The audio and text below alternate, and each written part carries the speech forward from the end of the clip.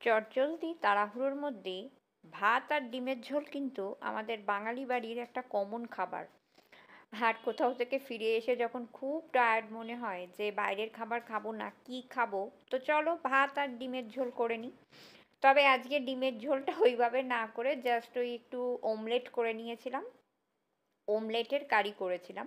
তবে একটু মশালা অমলেট কারি বলতে যেটা ঠিক সেটাই। তো এর জন্য যথারীতি কড়াইতে তেল দিয়ে দিয়েছি, কড়াইয়ে এবার একটু ফোড়নটা দেবো, মানে ওই গোটা গরম মশলা একটু ফোড়ন দিয়ে দিয়েছি, একটা এলাচ, একটু দারচিনি আর লবঙ্গ। তো ফোড়নটা থেকে যখন একটু গন্ধটা ছাড়বে তখন ওর মধ্যে দিয়ে দেব আলু। আলুটা একটু হালকা বয়েল করে নিয়েছি, যাতে একটু তাড়াতাড়ি মানে সিদ্ধটা হয়ে যায় আর কি। তো এর মধ্যে দিয়ে দেব সামান্য একটু কুচনো পেঁয়াজ, কারণ ডিমের তরকারিতে আমার খুব বেশি পেঁয়াজ পছন্দ হয় না, ওই দিয়ে দেব সামান্য। এর মধ্যে একটু নুন মিশিয়ে দেব যাতে নুনটা মিশে যায় আর নরম হয় তাড়াতাড়ি।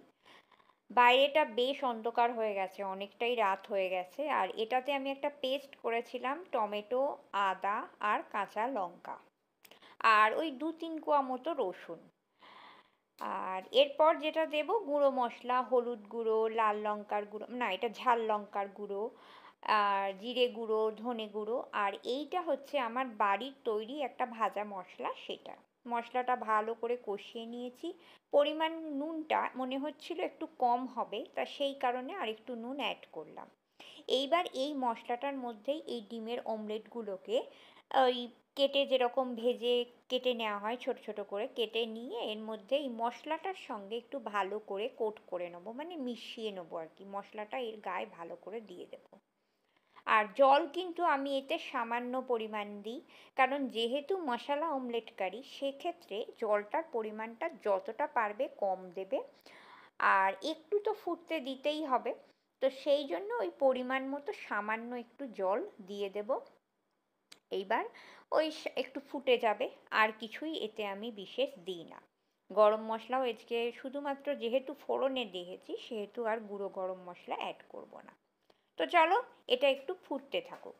ফোটার সঙ্গে সঙ্গে মানে বেশ কিছুক্ষণ পর দেখবে ঝোলটা বেশ ঘন হয়ে গেছে। এটা কিন্তু রুটির সঙ্গেও ভালো লাগে, ভাতের সঙ্গেও ভালো লাগে, আর ওপর থেকে তো আমি একটু কাঁচা লঙ্কা দেবই, আমার কাঁচা লঙ্কার গন্ধ প্রত্যেক রান্নাতে ভীষণ ভালো লাগে। আর যেটা দিতে ভুলে গেছিলাম সেটা হচ্ছে একটু মিষ্টি। তো ওপর থেকে একটু মিষ্টি দেবো, গ্যাস বন্ধ করে দেবো, তাহলেই রেডি হয়ে যাবে।